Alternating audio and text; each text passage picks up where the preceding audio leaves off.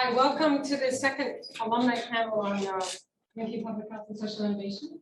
My name is Laura Murphy. I am faculty in social behavioral population sciences here.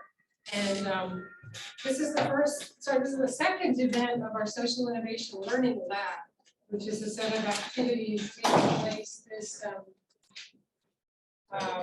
spring semester to explore some directions for social innovation learning community that we could hopefully create to support our graduate students with change-making related career and life pathways. And also we want to inspire students to learn more about social innovation tools like design thinking and system change, which I teach, and global social innovation ecosystem actors like Echoing Green and Ashoka and Skoll and Vera Propeller and Taylor. And we want to connect faculty. Thank you for joining us, Paul Hutchinson, and staff, Anita Phelps, thanks for joining us. Interested in social innovation, whether it's social entrepreneurship or design thinking and system change as tools to address wicked problems and come up with new solutions that work. This initiative, the Social Innovation Learning Lab, grew out of conversations with Dean Luis last summer when he reached out and said, I'd like to see social innovation, something in the School of Public Health, but we weren't sure what it would look like. And this has got the support of Molly Delis-Kennedy, who's Office of Strategic Initiatives in the School of Public Health. So the SILL team is comprised of me, Laura Murphy, and 3 graduate students.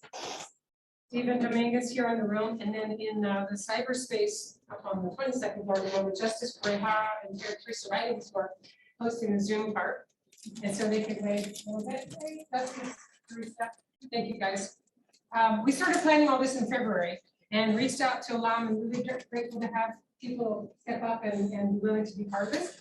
And this particular event features 2 alum who are taking their MPH degrees in creative and interesting directions. Your host is going to be Teresa Writings. So she will be taking this over soon. But first I want to mention we'll also be offering a workshop, a design workshop in April on Saturday to invite people in to help us figure out what the social innovation learning look like, to give them a taste of what careers might look like. And then we'll just sort of think about what it could look like to host a meaningful learning community here. We're also gathering feedback from people, so there'll be a QR code on the screen or an email follow-up. So just please take 5 minutes and share some feedback that way, because we'd love to talk with you more to see what you want to have happen. I have to say, I want to recognize the support of the Phyllis and Taylor Center for Social Innovation and Design Thinking for giving us supplementary funds to buy some sandwiches today and not just have awesome shakes. I'm going to hand this over to Teresa now. Teresa, you got it. All right, thank you so much, Dr. Murphy. So again, hi, I'm Teresa. We'll be moderating this panel today. So I'm thrilled to present our 2 panelists that have a unique path from their MPH moving into careers in social innovation. So first, Tom Karrel, who runs the Global Livingston Institute's Global Classroom, which comprises of in-person and virtual academic and experiential learning programs, collaborative courses, and research internships. Tom also manages GLI's 30+ academic partnerships in the US and East Africa. And Tom and colleagues recently published a book on facilitating community development called Think, Listen, Think, Act, based on their experiences with the GLI. And we also have Sam Fleurinor, who is the program manager for community and campus partnerships at the Phyllis M. Taylor Center for Social Innovation and Design Thinking. So Samantha manages funding opportunities available to all Taylor constituents, designs and leads programming that deepens campus and community partnerships, consults on multicultural education initiatives for SISE and Taylor's EDI capacity efforts. Samantha's program duties include Community Changemaker Fund, the Changemaker Catalyst Award, the Alves Spark Innovation Award, and Taylor sponsoring funding. So thank you both for joining us. So I have some questions to kind of start our conversation, but for those people on Zoom, feel free to type your questions in the chat room, and Justice will be monitoring the chat room as we go along. So yeah, first sort of question of kind of like how you got to your current roles. So what experiences at the School of Public Health are affecting how you're currently working? Either one of you can start. Cool. Sounds good. Sam, I'll dive in and then we can ping pong back and forth. Teresa and Justice and Laura and everyone, thank you so much for having me here today. It's really a pleasure.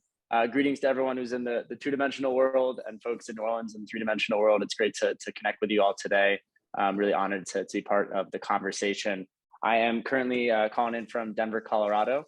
I actually moved back to America about 8 or 9 days ago after 5 years living in Uganda off and on. So pretty much, so my timeline, right after my experience at School of Public Health and Tropical Medicine at Tulane, found my way off into Uganda, where I've been living for the last 5 years. So definitely a different path than a lot of my peers. It's been an incredible experience. And I think just in short, just to get started, I did my undergrad, my bachelor's at Tulane as well. Really fell in love with New Orleans and the communities there, as well as some of the folks that I connected with through the Tulane network. And actually, Dr. Murphy was one of those influential folks who became a really unique guide and mentor for me, getting me into the space with the Taylor Center, getting very involved with Taylor through starting the Design for America chapter at Taylor, and also just getting involved with local organizations like particularly like Play Build in Central City. So a long friendship standing there, and really honored to be here, reconnecting with her and her team. I decided to do the master's program with Tulane as well. I was very curious about the international scope of public health and community development. For me, the sort of travel was my North Star for a while in undergrad, hence the move to Uganda. Uganda ended up being one of those places where an interest in grassroots public health work kind of I found my way into and became very fascinated in public health work, but also like actually how to run good cross-cultural public health work. So a lot of my work to date has now been in designing and actually running internship programs and community development style programs where Americans and Ugandans are actually working together. And a lot of the book that we wrote is really rooted in putting a lot of attention on the good and bad sides of development work. If you have a group of American students who are coming out to do work in Uganda, how that can oftentimes run afoul. There can be a lot of misdirection and misguided expectations that happen in international development work. And that's kind of what I've chosen to dive into. And the exposure I got at the public health school at Tulane was really helpful in that. I mean, all my professors had really unique experiences in different parts of the world about international development work. Specifically, Laura was one of those great figures to bounce ideas off of, like, how is community work done well, and more importantly, how is it not done well? Like, when does listening not take a big enough role in community work that happens, whether it be in downtown New Orleans or be central Uganda? Something that a really overarching theme that I've pulled out of my work is that it's not often that genuine listening and user-centered approaches are actually used in development work. It's not always just where the priorities lie. So that's been a huge theme that I pulled through my time with the Taylor Center as well as the public health school at Tulane.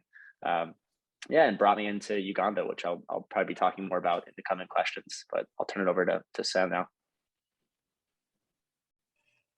Thanks, Tom. Yeah, thank you all for inviting me. I'm very humbled by the invitation. So my story is a little backwards in terms of like what the typical public health student looks like. So I went to Tulane undergrad, and then directly after going to Tulane, I started working at the Taylor Center. Like the summer after I graduated. And I really didn't know anything about public health before entering into the master's program. When I decided that I wanted to stay in New Orleans and thus stay at Tulane as a staff member, as I was investigating sort of the offerings available to further my education and get a graduate degree, the master's in public health was toward the top, that and master in social work. And then after sort of investigating what the curriculum was like, and I had the added benefit of working with Dr. Murphy in the Taylor Center and consulting her and other professors, I went with the master's in public health.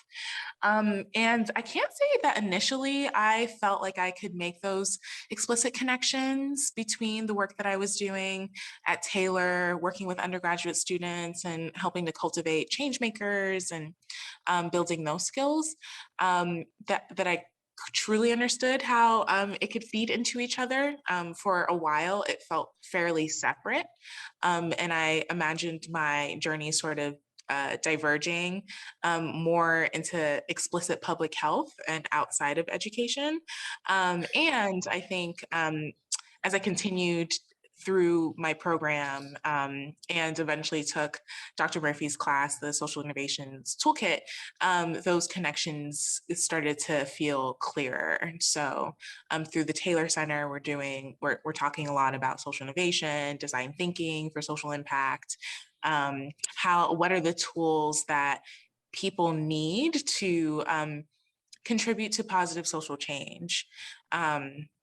And public health is a way that we can think about that. I think public health endows folks with really important mindsets. And I think we've seen that through this pandemic, that like the importance of public health and thinking about people first. And the tools through the Taylor Center in terms of design thinking for social impact, thinking about how social innovation can be a key process in developing innovative interventions for the well-being of people has really, I think, helped me figure out my path beyond Tulane as well. So I hope I answered your question. I think it's really about mindsets and just thinking about how to put people first.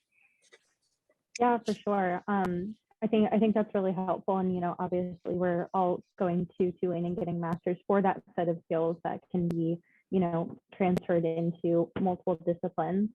And then I guess, so follow-up question for Tom, and then also Sam, feel free to jump in. Tom, I know that you were able to turn your practicum into, you know, kind of a full-time job. So if you want to kind of talk about that process, and then maybe for Sam, was there any outside organizations that you found at New Orleans that were particularly helpful in your journey for a career afterwards? So I did my practicum for my master's with a grassroots nonprofit, Eastern Uganda, called Uganda Village Project, or UVP. And I had a kind of a nice long connection with them. When I was a junior in my undergrad at Tulane, I did an internship with Uganda Village Project. They have a cross-cultural program where they have university students from around the world, predominantly Asia, Europe, and North America, that come out to Uganda to intern alongside university students from Uganda. And a lot of the work scope, it's about a 2-month program. A lot of the work scope is doing baseline data collection, community health sensitizations, living in a rural village setting for the whole time.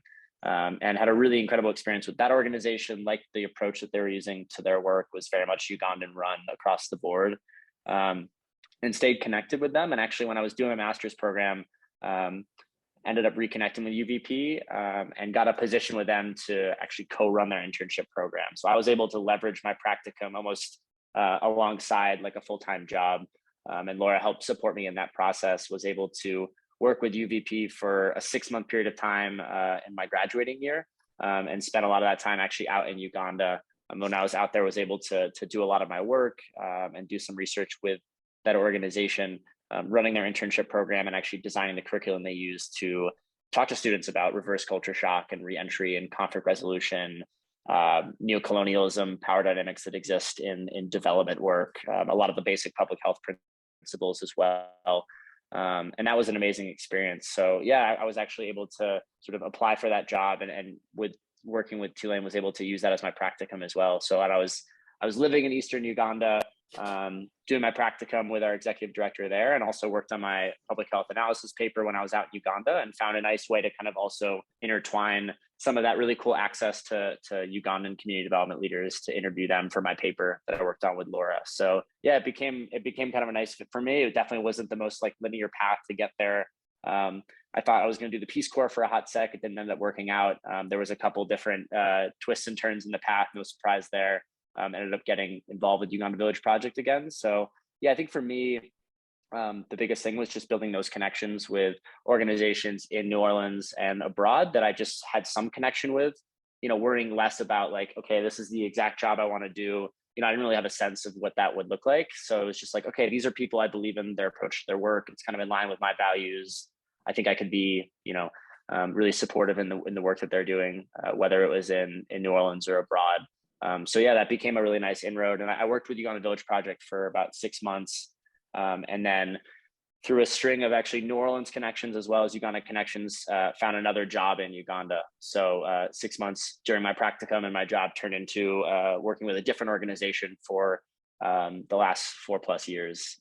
So yeah, it became this kind of serendipitous path of events. And actually it was a connection in New Orleans that led me to the organization I work for now. So go figure. But yeah, a lot of it was just putting myself out there, knowing that there probably was never a bad conversation to have, so long as it was with organizations and folks doing work that I was at least intrigued by and interested in, and going in with questions and things I was curious about. So yeah, it became sort of just like one step after another. But that was a really helpful thing for me, is finding a practicum that I could do with an organization that I had some rapport with. I knew some of the staff at, I think really helped leverage it into something more. I was able to kind of more quickly become a core part of the organization, just because I had a bit more contacts with Uganda Village Project in the past.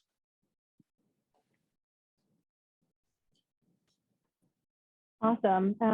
And yeah, Sam, I don't know if you want to talk about any connections that you made with different New Orleans organizations that might have helped you with your job at the Taylor Center.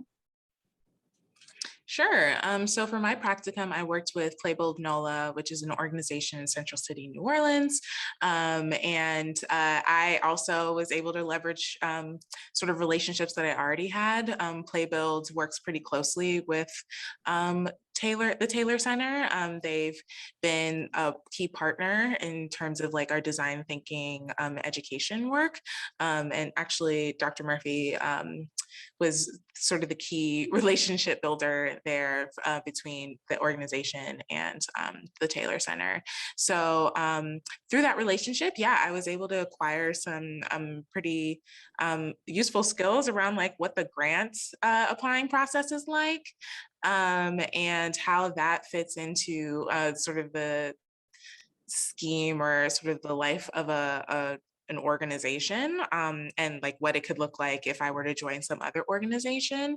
And I guess to bounce off of like what Tom has already said, I've noticed that when folks really choose experiences that are aligned with their interests, and they take the time to get to know the people in the organization, and to sort of leverage relationships in that way, it does quickly turn into like positions, if not at that organization, then with similar organizations or organizations that are connected. So yeah, I highly recommend just really being intentional about your practicum experience and how that might feed into what you want to do in the future. Yeah, that's awesome. Great pieces of advice from you all. So kind of getting into your current work now. So how has your view of your career changed at the organizations that you've been with, since you have both kind of been at those organizations for the past 5 years? Sam, do you want to start this time, and I'll go after? Sure. Yeah. So I would say that pretty soon after I finished my MPH, I my title changed into program manager from program coordinator. And instead of doing a lot of undergraduate student facing work, I was doing more community facing work, and really thinking about how the Taylor Center can be strategic and intentional around community engagement, and using our resources not only as a center with financial access and expertise, but also as a center within a larger research university with connections to different populations. How can we support the work that changemakers are doing in New Orleans, in the greater New Orleans region?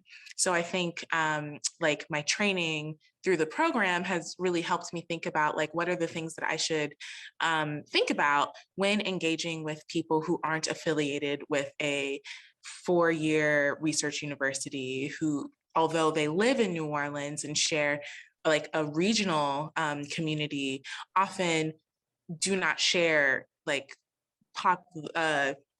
like relational communities, like through relationships. There are people who come onto Tulane's campus and feel like they're in a completely foreign space, and vice versa.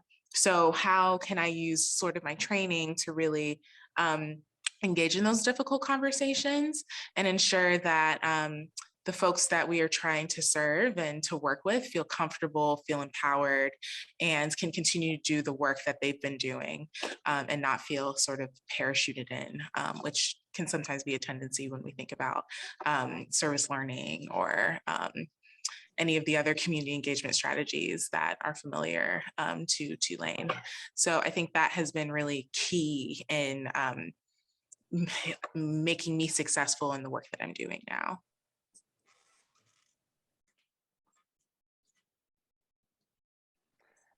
Yeah, and yeah, definitely don't be fooled by some of the stuff I said so far. I still probably don't have the clearest of senses of where I want to go and where I'm going. I have my healthy dose of imposter syndrome about 6 days a week, but it's been, it's been such a unique path, and I'm just kind of enjoying each opportunity that comes up. It's a helpful question in my experience, because over the last 4.5 years working with the Global Livingston Institute, my path, my work scope, what I'm interested in has changed quite a bit actually. When I first started working with GLI, I came on in a programming manager capacity, and then moved in as our ops director for about 2.5 years, and was doing a lot more, can I say, like maybe traditional kind of international development or community development style work, or public health work. So I was sort of overseeing community programs related to public health. Organization as a music festival with a public health component, as well as a retreat center, which is a Ugandan run hotel that does a lot of community programs on economic development. So I was doing a lot of that, like high level budgeting, weekly meetings, doing quarterly check-ins, like a lot of that kind of management style work, which was certainly a helpful experience and very, very interesting. My own path, I've been living in Uganda for the last 5 years, and being a white American guy from the Northeast in the US, like always wrestling with what my role is to play in a country like Uganda, knowing I came in there with a lot of hesitation from the get-go of like how I should be entering international development if I wanted to travel and maybe combine that with some work. What does that look like if I come to a place like Uganda that has a deep history with deep racial dynamics in development work, and it's not always positive and constructive. So, always wrestling with that. And actually the pivot that I made was moving much more towards cross-cultural exchange kind of development work. So a lot of the work that I do now with our global classroom programs has a little bit less to do of like direct on-ground community users in Uganda, and more about like teaching best practices, community development, and teaching some of the things that we're talking about today. So for the past 2 years, I've been running our global classroom programs, which range from in-person immersion trips to a virtual fellowship program that I created during COVID, which is really just a vehicle and curriculum to teach best practices community development. So to talk a lot, like using Uganda and Rwanda as a case study, talking about some of the do's and don'ts as it relates to doing work in communities that can apply in the US as well as abroad. We have this motto of listen, think, act, and we just finished our book about it. And it's really giving people more frameworks on how to do some of the critical listening, empathy building, story sharing that it takes to do actually really good community development work, especially in a context like Uganda. So I've been working with hundreds of students. Before COVID, it was taking students over to Uganda and Rwanda, not to necessarily do anything. A bunch of Americans get on a plane and come to Uganda. There's all sorts of expectations around safety and what they're going to be doing there, if they're going to be volunteering, painting, if they're going to be in a war zone. And I don't mean to be crass, but there's a lot of biases about what Americans are doing in a part of the world like Uganda. And our intention for these programs is kind of pushing back on that, of saying like, if we're going to be doing international development work, and there's actually a really unique learning opportunity to get American schools and universities to connect with folks in Uganda to learn about what community development work looks like in a different context. And frankly, what communities look like in a different context. For me, Uganda taught me almost more about building strong communities than I ever learned growing up in the States. And that's really why I stayed there for so long. I think there's an incredible amount of community cohesion in a part of the world that, a lot of people where I grew up would have just written off for many reasons. So I digress. A lot of my work now is more about actually designing those types of courses, having students come out, connecting with local organizations, setting up panel discussions, opportunities for, students from the University of Colorado Boulder that are studying engineering to connect with engineering students at McCarry University in Kampala, and talking about differences in their academic experience, how they want to bring their engineering into the world. So kind of me serving as a conduit for those type of academic exchange programs. And yeah, and found more of a niche and a comfort there, knowing that I was an American with this dual context in both places, and that felt like a better fit for me, and something I actually enjoy doing more, and being part of experiences like this, just like kind of talking about this field a bit more critically, getting students in particular to think more critically about the work that they're going to be doing, and making sure that everyone brings a level of patience and a desire to seek to understand before they seek to teach to their community work, especially when it happens internationally. So yeah, a lot of my work now is curriculum design and group facilitation and course facilitation. So it's been quite the pivot, and my master's in public health definitely set me up for all of that. I'm really grateful for the opportunities I had to take courses, not just in grant writing and program eval and those sorts of things, but also taking a lot of courses in social innovation, and some of those more dynamic communication kind of based fields that really helped me a lot to just be a pretty dynamic communicator in an international organization. Yeah, awesome. Thank you both so much. Yeah, both of you have such, thoughtful, have done thoughtful community development in both Uganda and New Orleans, which is, I think, is a great perspective for this panel. So I guess you both kind of talked about your careers, and I know that you both shared that you're sort of transitioning into new roles. So can you talk about any sort of long-term goals that you either have for your career or just personally?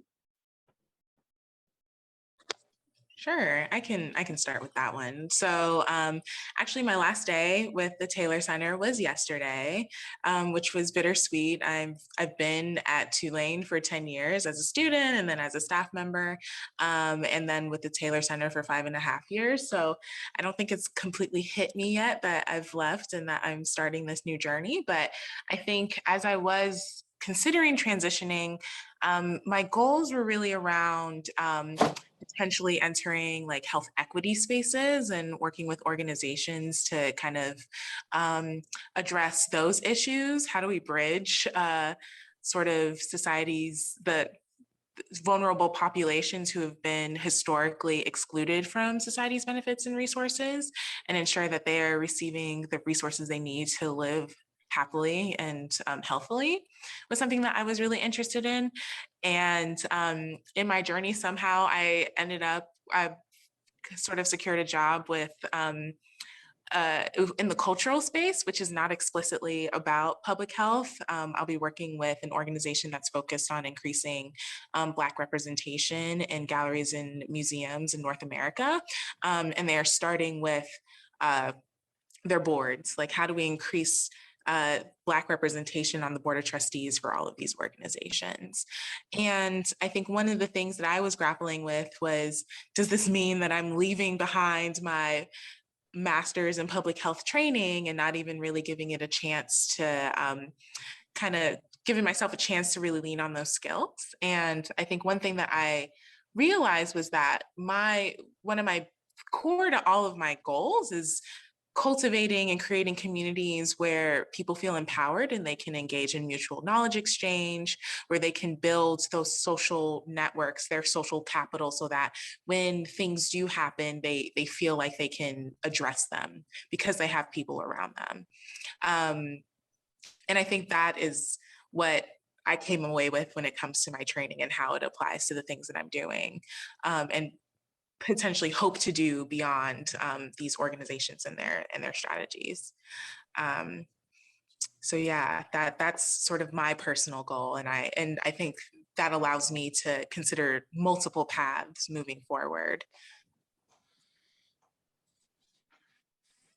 Yeah, Sam, thanks for sharing. And I've gotten to know Sam for a few years, or we used to connect in New Orleans a lot, and we were just kind of reflecting on the synchronicities and overlaps between our own paths right now in a way, because my last day with GLI is actually going to be the end of next week. So I'm moving on from my own job for the last like 4.5 years or 5 years. Yeah, as I said, I moved back from Uganda last weekend. I always had this vision of the one-way plane ticket coming back and the kind of fear and culture shock that would come with it, that I'm very much currently living, but enjoying every second of it. And yeah, to be quite honest, I actually don't really know what the next path is going to look like for me. There's certainly to be quite forthright and forward with all of you. I definitely struggle with a lot of insecurity and fear of like, what am I doing if I'm not doing something next? What does my identity look like if I don't have the next job lined up? And I've had a lot of that motivation for many years to kind of figure out what's next, and it's brought me into amazing spaces, and it's given me so much incredible life and professional experience. And right now, it's a time to give myself a little grace and time to feel 5 years of culture shock and sit on a bench in Denver for a little while and just kind of feel like what it's like to be an American again, and just put an ear to the ground. So a lot of my intention for the next couple of months is actually just trying to getting involved with community here in Denver and just kind of seeing what it's like, seeing if this could be a place that I could bring my heart and skill set to next. I think something in the community development education space is most likely for me. Likely outside of the classroom, off the screen as much as possible, working with young people, bringing mindfulness-based practices to education, and some of the experiences I've gained from Uganda and the book we wrote to the US. So yeah, right now there's actually not the most clarity. I'm giving myself a little time to figure out what's next. But yeah, I'll likely be stateside for the foreseeable future, and I'm enjoying for the first time not knowing what's next. And for many of you in the classroom and the audience as well, being students, we're in not too dissimilar positions right now, just trying to figure out where we want to bring our skill sets to next. And I'd love to open my door for any conversations for people that for anything that I've mentioned in my own position personally or with work has resonated with all of you. I'd love to connect one-on-one with folks.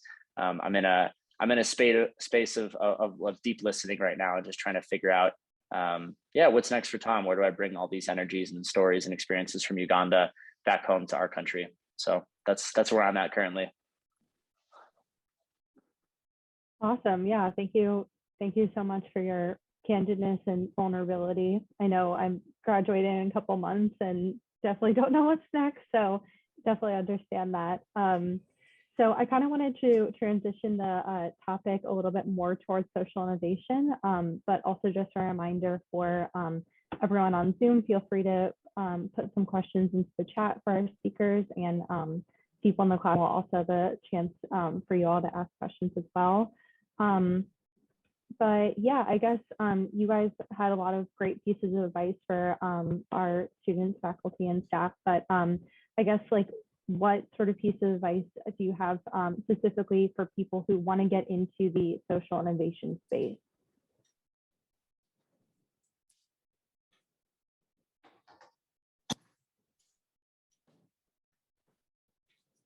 I call this the awkward Zoom silence. We run all these like fellowships and virtual courses on Zoom over the last couple of years, and there's nothing sweeter than a nice awkward Zoom silence. So I'll lean in. And Samantha, I'd love to hear your thoughts as well. I think for me, given that you're all at Tulane, first piece of advice is always to connect and just broaden your network of individuals that you can seek for advice. One of the best pieces of advice I've ever gotten from my current boss, the CEO at our organization, is like, create your personal board of directors. Like, who are those 3, 4, 5, 10, 20 people that you can reach out to with advice personally, but also professionally, and be like, hey, I'm a little unsure of what's next. Do you have people I could connect with?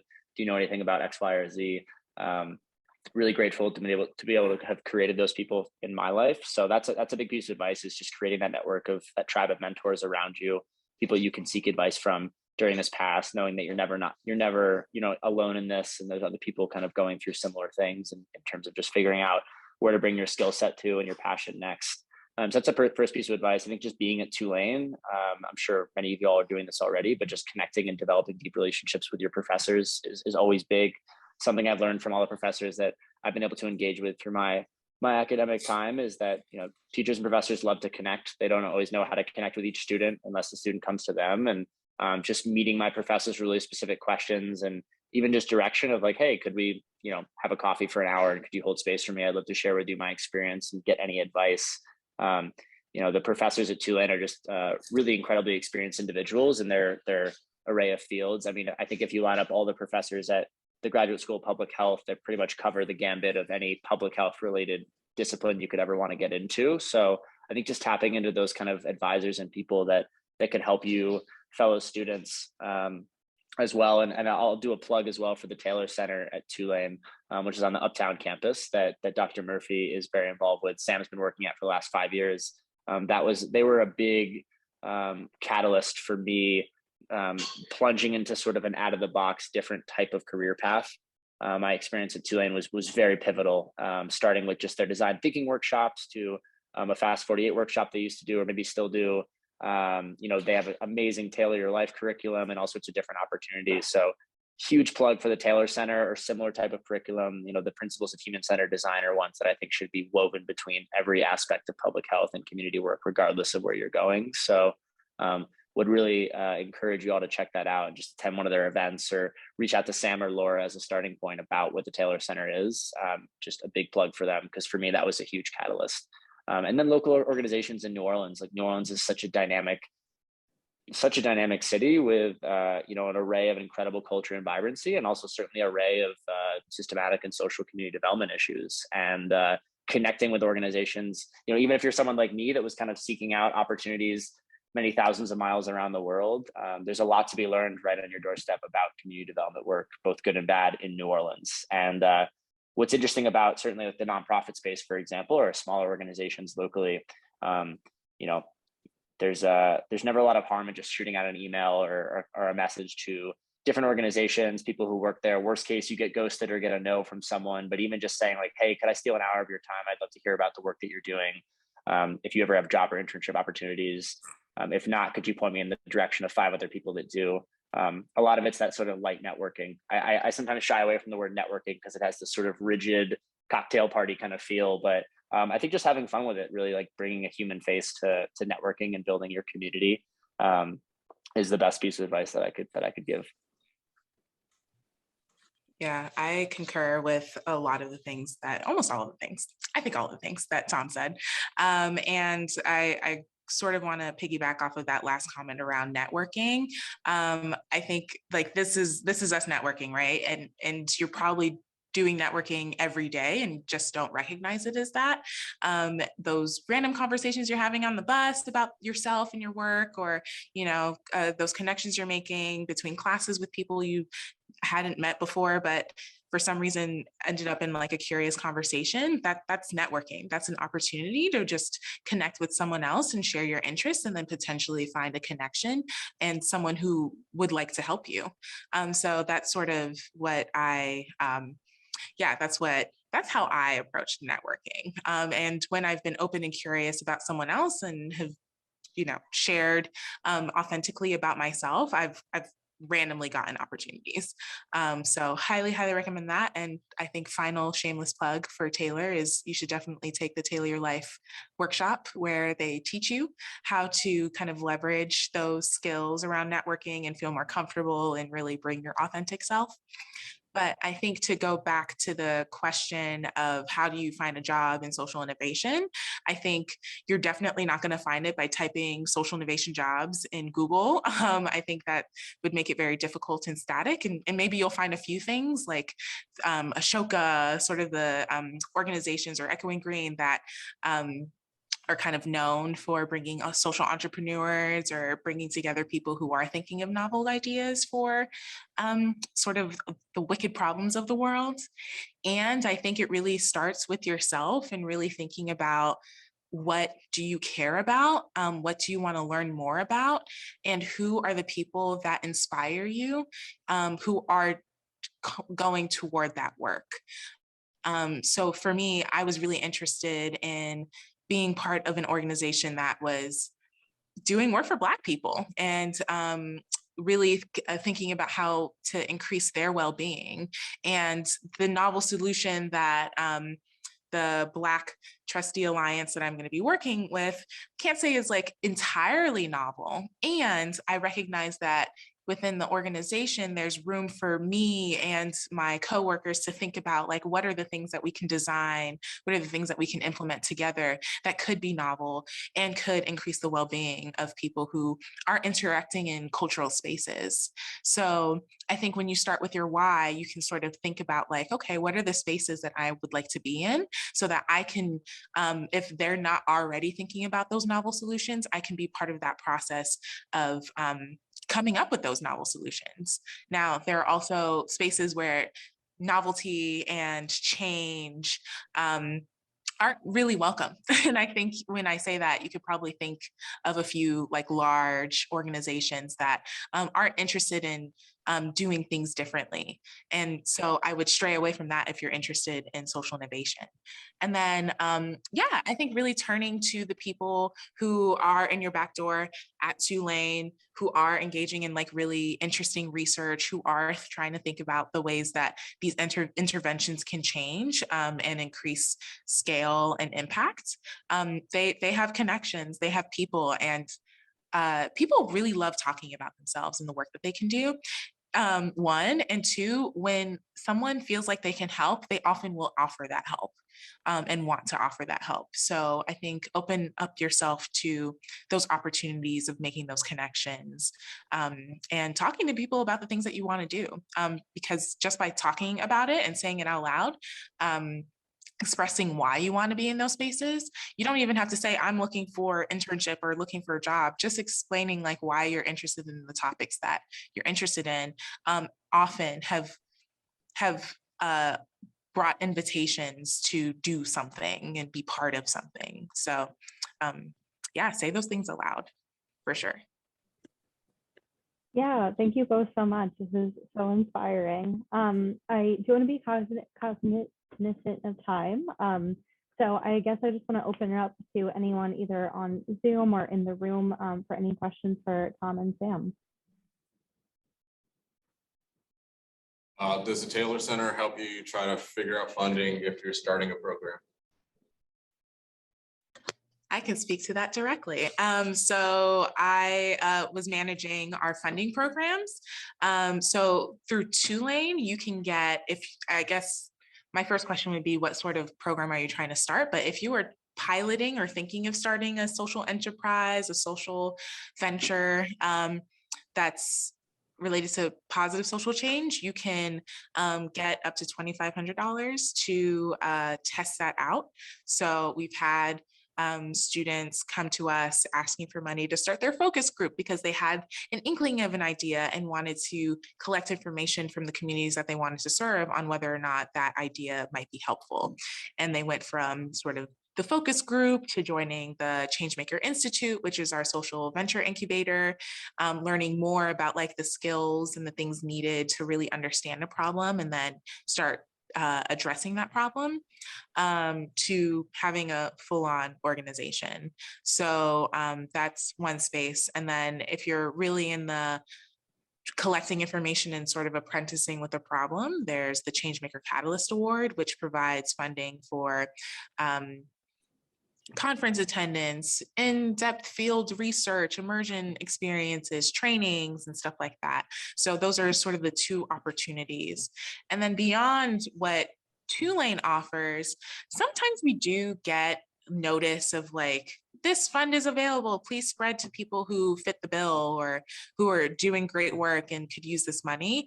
But we don't necessarily have the connections, I guess, the capacity to connect folks who have kind of gotten to the organizational stage and need funding from like a Kellogg's or a Rockefeller or something like that. But those are the resources that Tulane can offer. Okay. Did you want the answers to the question, what I'm trying to do? What are you trying to do? Yeah, what are you trying to do? Well, we have 10,000 doctors that graduated from medical school and they can't do anything. So a lot of them work doing cab driving and things like that. So I started working with the School of Social Work, and we're going to get them licenses through Puerto Rico, bring them back to Florida, and then combine them with social work degrees so they can work as prescribers in the state of Florida. I mean, and here, but actually we got to get the medical school to co-sign their licenses, and then we can have more psychiatrists or pseudo-psychiatrists in New Orleans, but that was it. Yeah, I mean, from like that sort of concept, I guess like the framing that you might need for an Alvarez award is like, what are you trying to learn from this process? Like, it sounds like you've come up with a solution and you need the funding to actually implement that solution.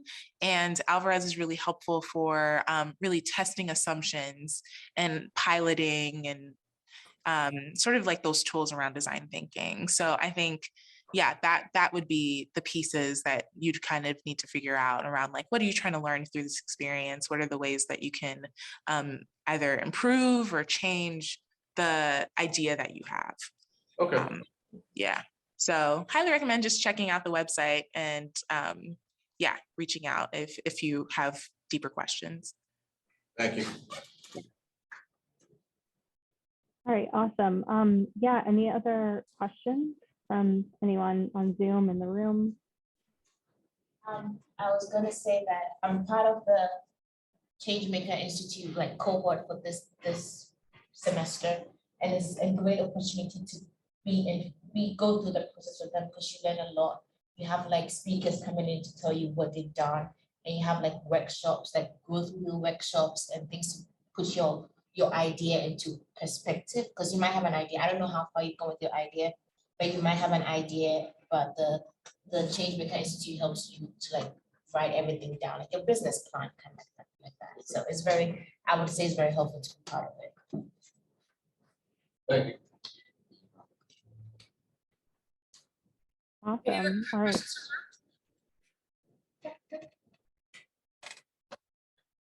Maybe there's questions from Zoom people?